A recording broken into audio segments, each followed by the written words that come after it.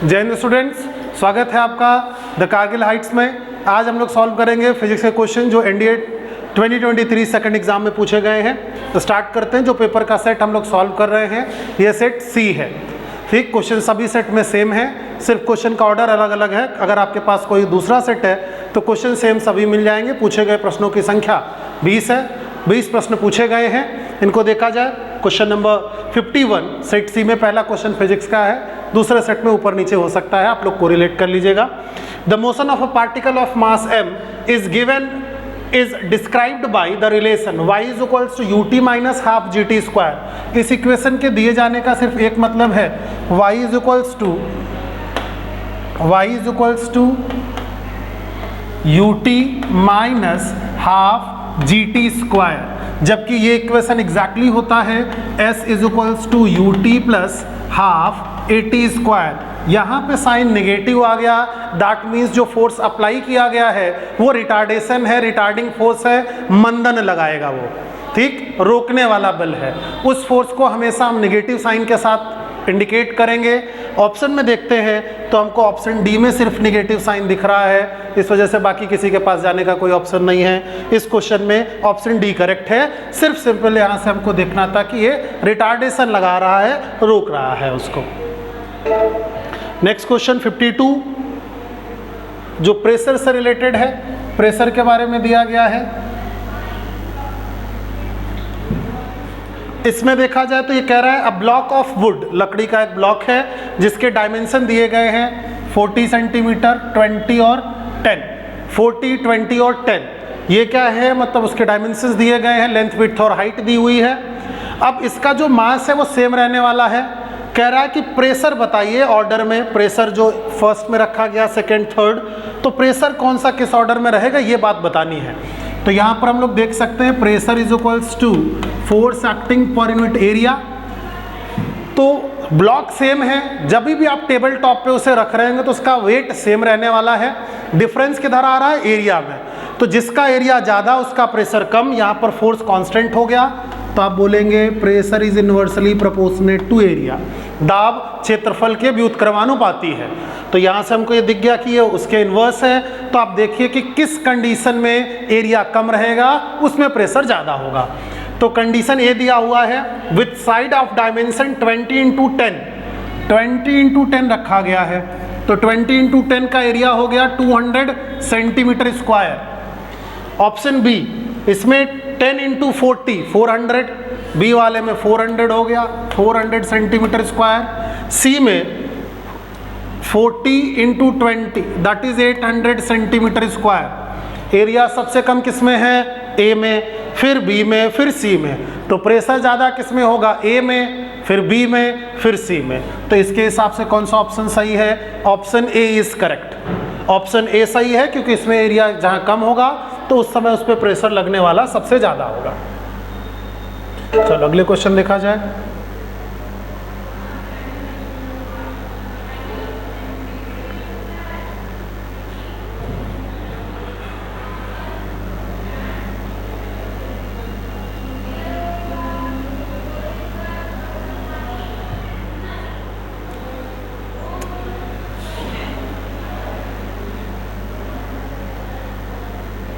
Match the following.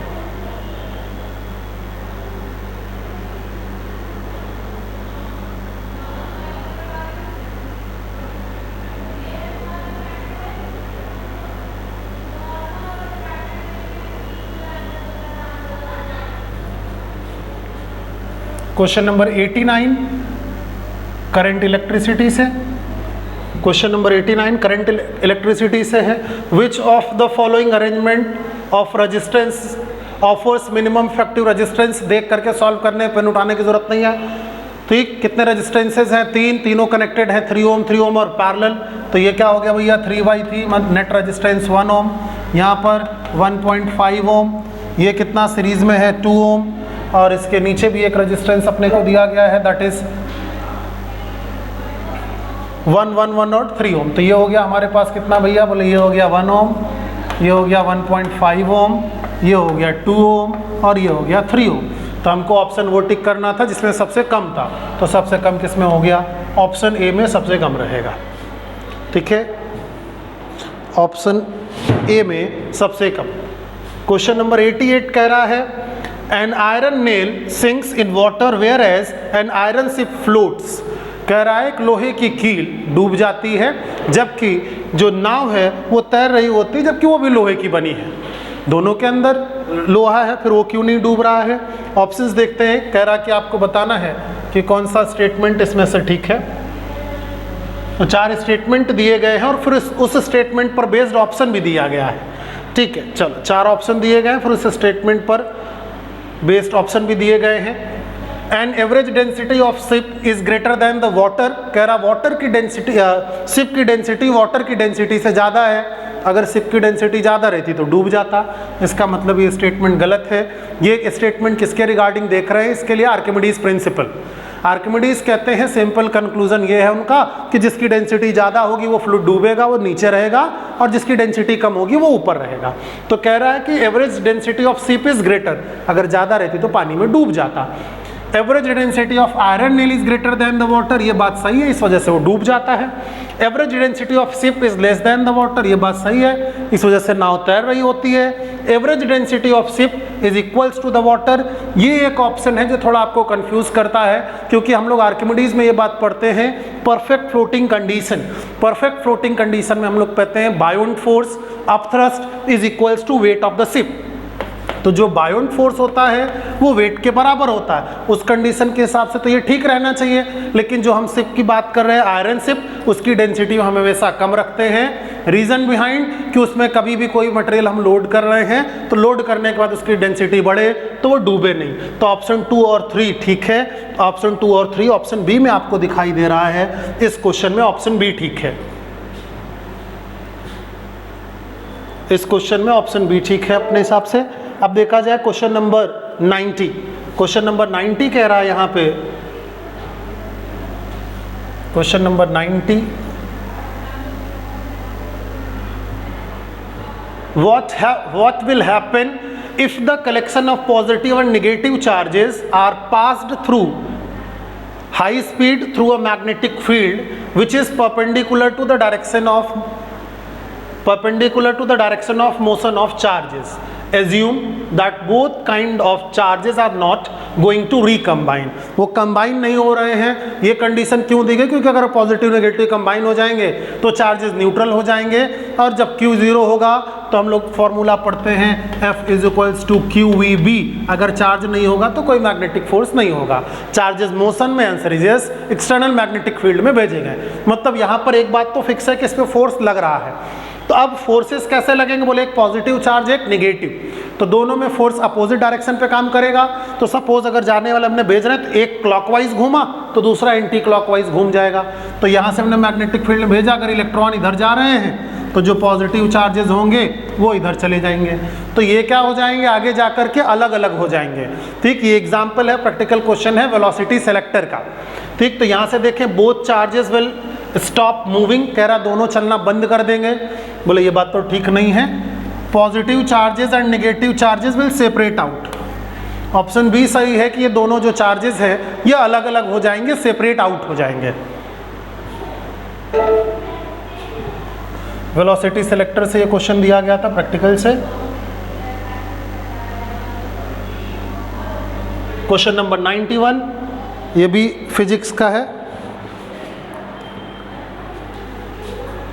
Question number 91 देखा जाए इसके बारे में क्या कह रहा है। Streaming of light beam coming from the sun through the trees is said to be has suggested that light travels in straight line. The particles on the path of light beams are visible us. कह रहा है कि जैसे आप लोग देखें, इसको हम लोग जनरली आपने पढ़ा होगा एज अ टिंडल इफेक्ट, कि जब भी सनलाइट आ रही होती घने जंगल में, घर में कहीं छोटा सा छेद है वहाँ से लाइट आ रही हो, तो आप देखते हैं ढेर सारे डस्ट पार्टिकल वहाँ पर टू एंड फ्रो घूमते हुए दिखाई देते हैं और हमको लाइट की बीम दिखाई देती है। तो कह रहा है कि वो जो लाइट की बीम दिखाई दे रही है, जिससे हम ये बात कई बार कंक्लूड करते हैं कि लाइट स्ट्रेट लाइन पे चलती है, वो उसको यहाँ कौन अच्छे से डिस्क्राइब कर रहा है। Dust particle in the air reflects light into our eyes. ये भी फैक्ट ठीक है कि डस्ट पार्टिकल्स लाइट को रिफ्लेक्ट करते हैं, लेकिन वो रिफ्लेक्ट करता तो रिफ्लेक्शन हमको किसी एक डायरेक्शन में दिखाई देता, सभी डायरेक्शन में नहीं। स्कैटर, ये ऑप्शन सही है, Tyndall effect is scattering dust particle in the air, scatter light into our eyes. Dust particle in air refract, refraction नहीं करता है क्योंकि वहाँ पर वो ट्रांसपेरेंट नहीं है। Dust particle in our eyes polarise the light, pass नहीं होगा तो फिर पोलराइजेशन का कोई वहाँ पर सवाल ही नहीं है, तो ऑप्शन बी यहाँ पर फिलहाल ठीक है। नेक्स्ट क्वेश्चन के साथ चलते हैं, क्वेश्चन नंबर 92। क्वेश्चन नंबर 92 बहुत आसान क्वेश्चन, जनरल 6-7 में भी अगर कोई बच्चा होगा तो बता देगा। The flash of lightning is seen before the thunderstorm is heard. जब हम लाइट देखते हैं उसके काफ़ी देर बाद हमको साउंड सुनाई देती है। जैसे ही बिजली आकाश में बादल गरजते चमकते हैं तो जैसे हमको लाइट दिखाई देती है तो हम लोग अपना कान बंद कर लेते हैं, तब आवाज़ आती है। दैट सिंपली मीन्स कि जो लाइट है वो तेज चलती है, जो साउंड है वो धीरे चलता है। यही बात यहाँ पर लिखना है, sound travels much faster than, sound तेज चलता तो पहले साउंड सुनाई देता, light travels much faster than the sound. ये बात एकदम सही है, जिस बच्चे का पेपर उसने भी सही लगाया है। साउंड चलता है भैया 3 लाख किलोमीटर 1 सेकेंड में, ये चलता है लाइट, सॉरी साउंड नहीं। साउंड किस स्पीड से चलेगा, वेलोसिटी ऑफ साउंड 340 मीटर पर सेकेंड इन एयर। जैसे जैसे डेंसिटी बढ़ती है ये बढ़ जाता है, ठीक। तो नॉर्मल हम बात करें तो ये 3 लाख किलोमीटर पर सेकेंड चल रहा है और ये 340 मीटर पर सेकेंड चल रहा है, मतलब इन दोनों के स्पीड में बहुत ही ज़्यादा डिफरेंस है। क्वेश्चन नंबर 93 देखते हैं। क्वेश्चन नंबर 93 कह रहा है potential difference between two end terminals of electric heater is 220। एक इलेक्ट्रिक हीटर है, ठीक, कोई सा भी इलेक्ट्रिक हीटर आप एज्यूम कर सकते हैं जिसका जो पोटेंशियल है वो 220 वोल्ट है और उस पे उसके पास जो करंट जा रहा है वो 0.5 एम्पियर है। अब कह रहा है कि बाकी सारी चीज़ें सेम हीटर को हम पोटेंशियल कम कर देंगे और उसका पोटेंशियल कितना कम कर देते हैं, रेड्यूस्ड टू 120। इसका पोटेंशियल कहाँ तक रिड्यूस कर दिया, रिड्यूस्ड टू 120। तो जब पोटेंशियल को 120 ले आए हम तो 120 पोटेंशियल कर दिया भैया, तो करंट क्या होगा, कम होगा तो कितना होगा, तो बोले ओम्स लॉ लगा सकते हैं, V = I × R। पोटेंशियल कम कर दिया तो करंट कम कर दिया। ऑप्शन देखते हैं, देखेंगे फिर सॉल्व करने की जरूरत पड़ेगी तो कर लिया जाएगा, ठीक। ऑप्शन यहाँ पर दिए गए हैं 1 एम्पियर। तो जब हमारा पोटेंशियल यहाँ पर देखें कि पोटेंशियल कितना था भैया 220, तो करंट था 0.5 एम्पियर। करंट कितना था 0.5 एम्पियर, करंट था 0.5 एम्पियर। अब कितना कर दिया हमने पोटेंशियल 220, तो क्या करंट बढ़ जाएगा, बोले पोटेंशियल कम किया तो करंट कम होगा ना भैया। 0.5 से सिर्फ एक ही छोटी वैल्यू यहाँ दिख रही है, ठीक। पोटेंशियल कम किया तो करंट भी कम हो जाएगा, तो ये क्या हो गया भैया 0.27। चलो अगला